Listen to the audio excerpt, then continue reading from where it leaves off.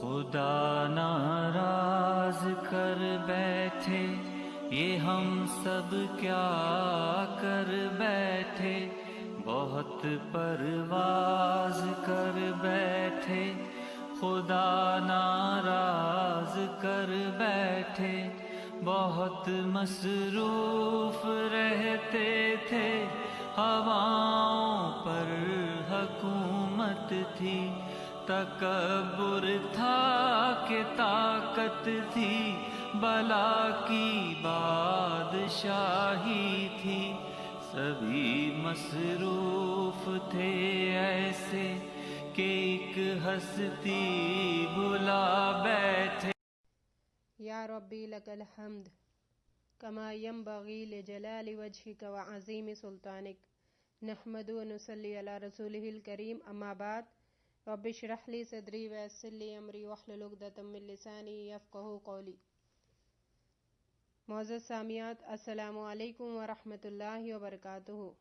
جو اللہ کو راضی کرنے والی باتیں ہیں، ان باتوں کو سمجھنے کی انشاءاللہ ہم کوشش کریں گے۔ آج کا جو ماحول ہے، ہر دوسرے کی زبان پر یہی کلمات ہے کہ یہ بلا کیسے ٹلے گی، اللہ کو ہم کیسے راضی کریں گے، اللہ ہم سے کب راضی ہوگا، اللہ کی ناراضگی کیسے ختم ہوگی۔ ہر دوسرے کی زبان پر یہی جملے آج کل جاری ہے۔ تو ہم قرآن ہی کے ذریعے سے، اللہ کے کلام ہی کے ذریعے سے میں اور آپ دیکھیں گے کہ اللہ کو راضی کرنے کے کون سے طریقے ہیں۔ اور اس رمضان میں ہمیں، جیسے پوری دنیا لاک ڈاؤن میں ہے، اسی طرح ہمیں اللہ کے ہر حکم پر لاک ڈاؤن ہونے کا ایک میسج ہمیں یہ رمضان دیتا ہے خاص کر۔ تو ہم کوشش کریں گے کہ ہم پورے کے پورے اللہ کے ہو کے رہیں، اللہ کی فرمانبرداری کرنے والے بننے کی ہم انشاءاللہ کوشش کریں گے۔ دنیا میں کوئی بھی رشتہ جب تک مضبوط نہیں ہو سکتا، جب تک آپس میں دل مطمئن نہ ہو، دل اطمینان میں نہ ہو، اگر دل میں خلوص نہ ہو، کوئی رشتہ آگے نہیں بڑھ سکتا۔ اسی طرح اللہ سے ہمارا مضبوط رشتہ قائم ہونا ہے، قائم کرنا ہے، تو ہمیں اللہ کی طرف متوجہ ہونا ہوگا، ہمیں اللہ کو راضی کرنا ہوگا۔ یہ کیسے ہم اللہ کو راضی کریں گے، کیسے ہم اللہ کی طرف متوجہ ہوں گے، اس کا جواب قرآن خود دیتا ہے۔ تمہیں کمپلیٹ سبمیشن دینا ہے، پورے کے پورے تمہیں میری طرف پلٹنا ہے۔ قرآن کی پہلی سورت میں اللہ تعالیٰ نے سورہ فاتحہ جو ہے، جس میں اللہ نے اپنی تعریف کے ساتھ ساتھ انسان کو دعا کرنے کی طریقہ سکھایا ہے۔ دعا اللہ تعالیٰ انسان سے کرواتا ہے کہ تم مجھ سے سیدھا راستہ مانگو، میں تمہیں سیدھا راستہ دکھا دوں گا۔ تو سیدھا راستہ ہدایت سے ملتا ہے، اور ہدایت دو طریقے کی ہے۔ ایک ہے اللہ کی طرف سے ہدایت، اللہ کی ہدایت توفیقی جسے کہتے ہیں، وہ اللہ کی طرف سے آتی ہے، اور اللہ کی طرف سے جس بندے پر اتری ہے ہدایت توفیقی، اس بندے کے تھرو ہم تک پہنچی ہے صلی اللہ علیہ وسلم، اس ہدایت کو کہتے ہیں ہدایت ارشادی۔ تو نبی کریم صلی اللہ علیہ وسلم نے ہمیں اس ہدایت کو ارشاد فرما کے ہم تک پہنچا دیا ہے۔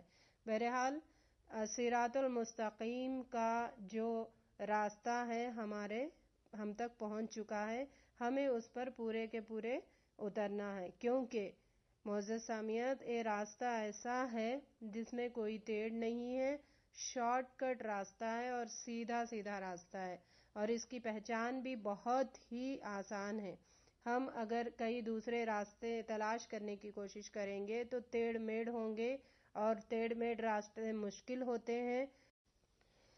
تو اللہ تعالیٰ نے آگے فرمایا کہ صراط الذین انعمت علیہم، یہ وہ راستہ ہے جن پر تم اکیلے نہیں ہو، اس راستے پر وہ لوگ موجود ہیں جن پر میں نے انعام کیا، میری نعمتیں جن پر ہے، یعنی نعمتیں جن پر اللہ تعالیٰ نے اپنا انعام کیا ہے، وہ لوگ اس راستے پر پہلے سے گامزن ہے، یعنی انبیاء اس راستے پر ہے، شہداء اس راستے پر ہے، صالحین اس راستے پر ہے، لہٰذا تم بھی کیا چلو، اس راستے پر چلو تاکہ تم بھی ان تک پہنچ سکو۔ دوسرا اللہ تعالیٰ فرمائے کہ غیر المغضوب علیہم ولا الضالین، تو اللہ تعالیٰ نے کہا ہے کہ تم یہ دعا بھی مانگ لیا کرو کہ اللہ تعالیٰ ہمیں مغضوب علیہم لوگوں سے محفوظ فرما، جس پر آپ کا غضب نازل ہوا، ایسے لوگوں سے ہمیں بچا۔ تو یہ لوگ کون ہیں؟ یہود اور نصارہ۔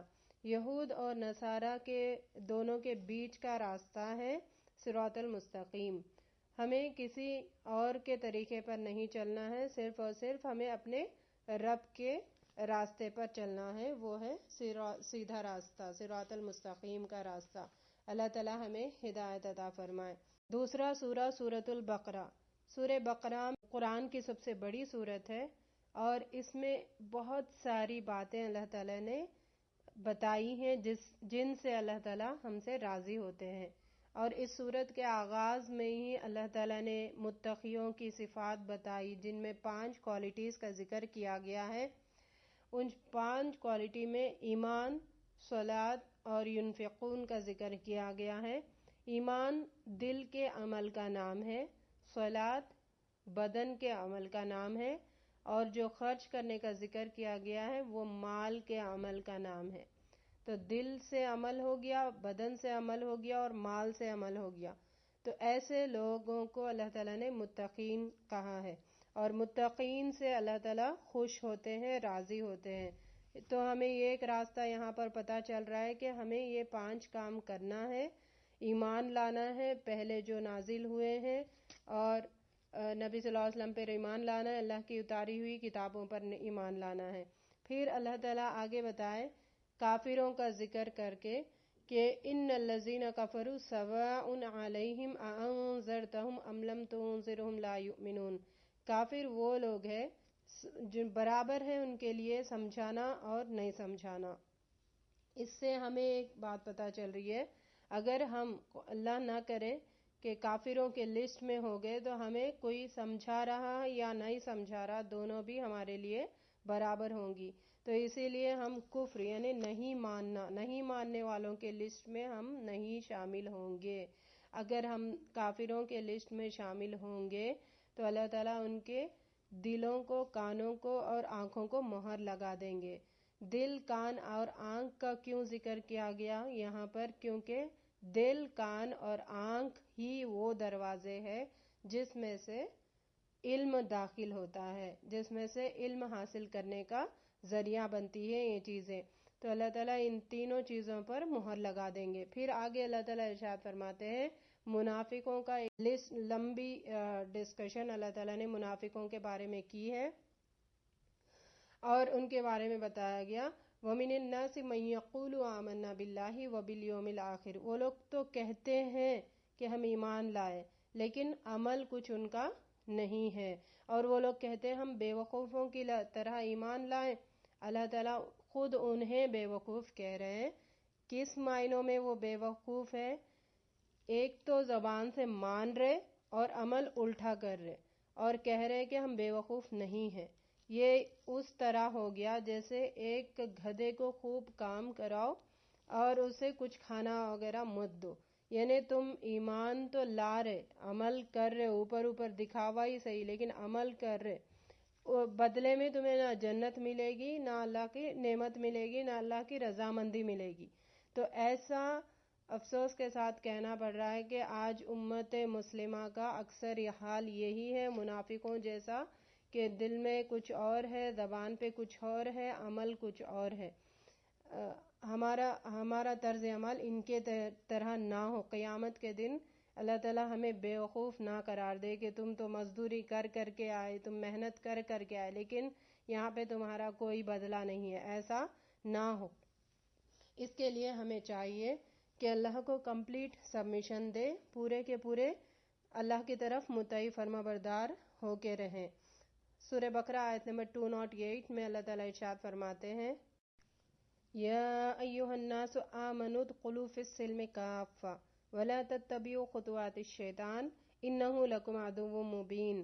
ایمان والو اسلام میں پورے کے پورے داخل ہو جاؤ، انہیں کمپلیٹ مطیع فرما بردار بن جاؤ، اللہ کے پورے احکام کے ماننے والے بن جاؤ، اور شیطان کے قدموں کی تابعداری نہ کرو، وہ تمہارا کھلا دشمن ہے۔ تو اس آیت میں ہمیں کمپلیٹ سبمیشن اللہ تعالیٰ مانگ رہے، یعنی پورے کے پورے احکام پہ ماننا ہے، کسی پہ ماننا، کسی پہ نہیں ماننا، ایسا نہیں کرنا۔ شیطان کے نقش قدم پر نہیں چلنے کا مطلب ہے کہ شیطان ہمیں بہت سارے ٹیڑھے راستے دکھاتا ہے، تو ہم ان کسی بھی ٹیڑھے راستے پہ قدم نہیں رکھنا ہے۔ سیدھا جو صراط مستقیم ہے، سیدھا راستہ ہے، ڈائریکٹ شارٹ کٹ میں جنت تک پہنچتا ہے، اسی راستے کو ہمیں اپنانا ہے۔ کیونکہ اللہ تعالیٰ قرآن میں ایک اور جگہ ارشاد فرماتے ہیں، سورہ بقرہ آیت 85 میں، أَفَتُؤْمِنُونَ بِبَعْضِ الْكِتَابِ وَتَكْفُرُونَ بِبَعْضٍ فَمَا جَزَاءُ مَن يَفْعَلُ ذَلِكَ مِنكُمْ إِلَّا خِزْيٌ فِي الْحَيَاةِ الدُّنْيَا وَيَوْمَ الْقِيَامَةِ يُرَدُّونَ إِلَىٰ أَشَدِّ الْعَذَابِ وَمَا اللَّهُ بِغَافِلٍ عَمَّا تَعْمَلُونَ۔ لیکن پھر اس میں بتایا گیا کہ کیا تم ایمان رکھتے ہو بعض احکام پر اور بعض کے ساتھ کفر کرتے ہو؟ تم میں سے جو بھی ایسا کرے گا اس کی سزا اس کے سوا کیا ہوگی کہ دنیا میں رسوائی اور قیامت کے دن سخت عذاب بھگتے گا۔ تو اللہ تعالیٰ یہاں پر جو دنیا میں رسوائی چل رہی ہے اس کا ذریعہ بھی ہمیں پتہ چل رہا ہے کہ ہم قرآن کے احکام کو، بعض احکام کو مان رہے ہیں اور بعض احکام کو نہیں مان رہے، اس وجہ سے بھی اللہ کی ناراضگی یہاں پر ہمیں دکھتی ہے۔ اللہ تعالیٰ آگے سورہ بقرہ میں مثالیں اللہ تعالیٰ نے دے کر، منافقوں کا مثال دے دے کر وہاں پر سمجھائے کہ ان کا رویہ ایسا ایسا ہوتا ہے، تو ہمیں کسی بھی طریقے کی منافقت نہیں اپنانا ہے۔ پھر آگے اللہ تعالیٰ نے بعض لوگوں کا ذکر کر کے فرمایا کہ یہ کمپلیٹ سبمیشن انہوں نے نہیں دیے، مطیع فرمانبردار پورے کے پورے نہیں ہوئے، اس وجہ سے یہ عذاب کے مستحق ہوئے۔ ان میں سے ایک کا ذکر آتا ہے ابلیس کا۔ ابلیس نے اللہ کا فرمانبردار تھا، لیکن ایک بات اس نے نہیں مانی تھی، تو اللہ تعالیٰ نے اسے ذلیل کر دیا اور مردود بنا کر قیامت کے دن تک چھوڑ دیا۔ تو ہمیں یہ بات پتہ چل رہی ہے کہ ہر بات مان رہے، ایک بات نہیں مان رہے، ایک میں ہم اپنی منمانی کر رہے، تو بھی اللہ کے پاس نہیں چلنے والا، اللہ راضی ہونے والے نہیں ہے۔ دوسرا واقعہ یہ بتایا گیا ہفتے والوں کا، سبت والوں کا واقعہ بتا کر اللہ تعالیٰ فرما رہے کہ یہ بھی مان رہے تھے لیکن انہوں نے احکام میں تھوڑا چینجز کیا تھا، تو ہمیں قرآن کے احکام میں چینج بھی نہیں کرنا ہے، ایز اٹ از جیسا حکم اللہ تعالیٰ نے دیا ہے ویسے ہی پورا کا پورا ماننا ہے۔ تیسرا واقعہ سورہ بقرہ میں اللہ تعالیٰ بقرہ گائے والوں کا ذکر کر کے فرما رہے کہ انہوں نے جو حکم آنے کے بعد ٹال مٹول کی، اس حکم کو مزید سوالات کر کے، بیوقوفی کر کے اپنے اوپر ظلم کا سبب خود بنے، تو اللہ تعالیٰ ان کو بھی عذاب میں مبتلا کر دیا۔ ان کے تو اس سے ہمیں پتہ چلتا ہے کہ اگر ہم نے اللہ کے حکم کو ماننے کے لیے ٹال مٹول کیا تو بھی اللہ کی رضامندی شامل حال نہیں ہوگی۔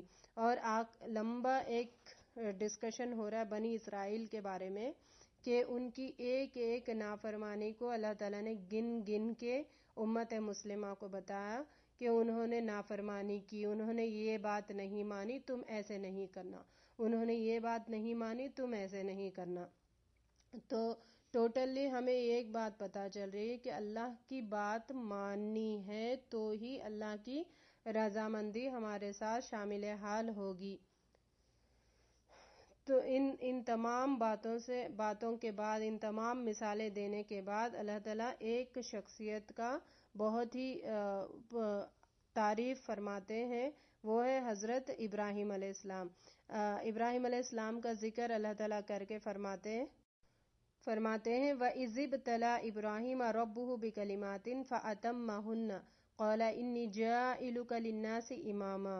جب ابراہیم علیہ السلام کو میں نے مبتلا کیا آزمائشوں میں، ان کو میں نے آزمائشوں میں مبتلا کیا تو وہ پورے کے پورے اس میں اتر گئے، پورے کے پورے فرمانبردار بن گئے۔ قَالَ إِنِّي جَاعِلُكَ لِلنَّاسِ إِمَامًا، تو میں نے ان کو ریوارڈ کیا دیا؟ تمام انسانوں کے لیے امام بنا دیا۔ اگر ہم بھی اللہ کی پوری بات مانیں گے تو اللہ تعالیٰ تمام انسانوں کے لیے ہمیں بھی امام بنائیں گے اور ہم سے راضی بھی رہیں گے۔ ابراہیم علیہ السلام نے کہا قال ومن ذریتی، تو اللہ تعالیٰ نے کہا قال لا ینال عہد الظالمین، یعنی جو میری فرما برداری نہیں کرتا، کمپلیٹ سبمیشن مجھے نہیں دیتا، میں ویسے ظالموں کے ساتھ نہیں ہوں۔ تو ہمیں یہاں پر غور کرنے والی بات ہے کہ ہم کتنا اللہ کو سبمٹ کر رہے ہیں، ہم کتنا ہم مطیع فرما بردار ہو رہے اور کتنی ہم اپنی منمانی زندگی گزار رہے ہیں۔ اللہ تعالیٰ پھر ابراہیم علیہ السلام کی تعریف کرتے ہوئے فرما رہے وَمَن يَرْغَبُ عَن مِّلَّةِ إِبْرَاهِيمَ إِلَّا مَن سَفِهَ نَفْسَهُ وَلَقَدِ اصْطَفَيْنَاهُ فِي الدُّنْيَا، میں نے ان کو چن لیا ہے دنیا میں، وَإِنَّهُ فِي الْآخِرَةِ لَمِنَ الصَّالِحِينَ، ابراہیم علیہ السلام آخرت میں بھی صالحین میں سے ہوں گے۔ تو اس سے ہمیں کیا پتہ چل رہا ہے معزز سامعات کہ اللہ کو ہمیں کمپلیٹ سبمیشن دینا ہے، یعنی پورے کے پورے اللہ کے مطیع فرما بردار ہونا ہے، تو ہی اللہ کی رضامندی ہمارے شامل حال ہوگی۔ اگر ہم نے اپنی نفس کی خواہشات کی پیروی کی تو پھر اللہ کو ہم راضی نہیں کر سکتے۔ جیسے اسی صورت میں آیت نمبر 120 میں اللہ تعالیٰ ارشاد فرماتے ہیں وَلَن تَرْضَىٰ عَنْكَ الْيَهُودُ وَلَا النَّصَارَىٰ حَتَّىٰ تَتَّبِعَ مِلَّتَهُمْ قُلْ إِنَّ هُدَى اللَّهِ هُوَ الْهُدَىٰ وَلَئِنِ اتَّبَعْتَ أَهْوَاءَهُمْ بَعْدَ الَّذِي جَاءَكَ مِنَ الْعِلْمِ، اس میں بتایا گیا آپ سے یہودی اور نصارہ ہرگز راضی نہیں ہوں گے جب تک کہ آپ ان کے مذہب کے تابع نہ بن جائیں، یعنی یہ لوگ چاہتے ہیں کہ مسلمان ان کو فالو کرے، جیسا کہ آج کے دور میں ہو رہا ہے کہ ہم ہر چیز یہود اور نصارہ کی فالو کر رہے ہیں۔ یہاں پہ اللہ تعالیٰ نے نبی صلی اللہ علیہ وسلم کو کہہ دیا کہ یہود اور نصارہ کی فالو نہیں کرنا، وہ چاہتے ہیں کہ تم فالو کرو لیکن ہمیں فالو نہیں کرنا ہے۔ ہدایت آ جانے کے بعد ہمیں کسی اور کے راستے پہ نہیں چلنا ہے۔ وَلَئِنِ اتَّبَعْتَ، اگر ہم نے اپنی اہواء خواہشات کی پیروی کی، اپنی من مانی کی، جاءک من العلم، علم آ جانے کے بعد، یعنی قرآن اور حدیث، علم کہتے علم کا سورس ہے، علم کا بیسکس ہے قرآن اور حدیث، بس کسی اور کی بات نہیں۔ علم کے آ جانے کے بعد اگر ہم نے خواہشات کی پیروی کی، اپنی من مانی زندگی گزاری، زندگی گزارنا مطلب انسان پیدائش سے لے کر موت تک ہر چیز گزارنا، وہ اپنی من مانی نہیں، اللہ کی مرضی کے مطابق گزارنا ہے۔ اگر ویسے ہم نے نہیں گزارا تو اللہ فرماتے ہیں مَا لَكَ مِنَ اللَّهِ مِن وَلِيٍّ وَلَا نَصِيرٍ، تو اللہ کے پاس آپ کا نہ کوئی ولی ہوگا اور نہ کوئی مددگار ہوگا۔ ہم کتنی خواہشات پہ زندگی گزار رہے، ذرا دیکھیں، آج ہمیں اس عذاب سے بچانے والا کوئی نہیں ہے، نہ ہمارے اعمال ایسے ہیں کہ ہم اعمال کا وسیلہ دے کر یا اعمال سے ہم اللہ سے دعا مانگ کے یہ بلا کو ٹلا سکتے ہیں، ایسا بھی ذریعہ نہیں بن رہا ہے۔ یعنی ہم اتنے اپنی من مانی زندگی گزار رہے کہ پھر اب اللہ تعالیٰ نے ایسے عذاب میں مبتلا کیا ہے کہ پوری دنیا پریشان ہو کر رہ گئی ہے۔ تو ہمیں ابھی جاگنے کی ضرورت ہے، غور و فکر کرنے کی ضرورت ہے، ہمیں اپنی من مانی زندگی سے باہر آنے کی ضرورت ہے۔ Q07 میں اللہ تعالیٰ ارشاد فرماتے ہیں وَمِنَ النَّاسِ مَن يَشْرِي نَفْسَهُ ابْتِغَاءَ مَرْضَاتِ اللَّهِ وَاللَّهُ رَءُوفٌ بِالْعِبَادِ، اور بعض لوگ وہ بھی ہے کہ اللہ تعالیٰ کی رضامندی کے طلب میں اپنی جان تک بیچ ڈالتے ہیں۔ یہ یہاں پر مثال دی گئی ہے، اللہ تعالیٰ نے یہ سارے لوگوں کا ذکر کر کے، ابلیس کا، سبت والوں کا، گائے والوں، بکرا کا، سب گائے والوں کا ذکر کر کے اللہ تعالیٰ ایک شخص کی تعریف کر رہے جو کہ مطیع فرما بردار ہے، کمپلیٹ انہوں نے سبمیشن دیا ہے، وہ ہے ابراہیم علیہ السلام۔ اس آیت میں اللہ تعالیٰ ذکر کرتے ہیں کہ اور بعض لوگ وہ بھی ہیں کہ اللہ تعالیٰ کی رضا کے طالب میں اپنی جان تک بیچ ڈالتے ہیں، یعنی اپنی پرواہ نہیں کرتے، اللہ کے لیے اپنی نفس کی پرواہ کیے بغیر، کسی اور چیز کی پرواہ کیے بغیر پورا کا پورا اللہ کو دیتے ہیں۔ اسی لیے اللہ نے فرمایا ہے وَإِذِ ابْتَلَىٰ إِبْرَاهِيمُ رَبُّهُ بِكَلِمَاتٍ فَأَتَمَّهُنَّ قَالَ إِنِّي جَاعِلُكَ لِلنَّاسِ إِمَامًا۔ جب میں نے ابراہیم علیہ السلام کو مبتلا کیا آزمائشوں میں تو پورے کے پورے اترے، انہوں نے کمپلیٹ سبمیشن دیا ہے، تو اللہ تعالیٰ نے ان کو لوگوں کا امام بنا دیا ہے۔ اور آگے اللہ تعالیٰ ارشاد فرماتے ہیں وَمَن يَرْغَبُ عَن مِّلَّةِ إِبْرَاهِيمَ إِلَّا مَن سَفِهَ نَفْسَهُ وَلَقَدِ اسْتَفَيْنَاهُ فِي الدُّنْيَا۔ تو اللہ تعالیٰ نے ان کو چن لیا ہے پورے دنیا والوں پر، پورے جہاں والوں پر۔ تو ان دو جز میں ہمیں ایک باتیں پتہ چل رہی ہے، بہت سارے احکام اللہ تعالیٰ نے دیا ہے۔ ایمان اور عمل صالح یہ تو بیسک چیز ہے، ایمان کا اللہ پر ایمان لانا ہے، ہر چیز پر ایمان لانا ہے۔ عمل صالح کا ڈیفینیشن یہ ہے کہ ہر وہ کام جو اللہ تعالیٰ نے قرآن اور حدیث میں بتایا ہے وہی کام کرنا ہے تو اللہ راضی ہوں گے۔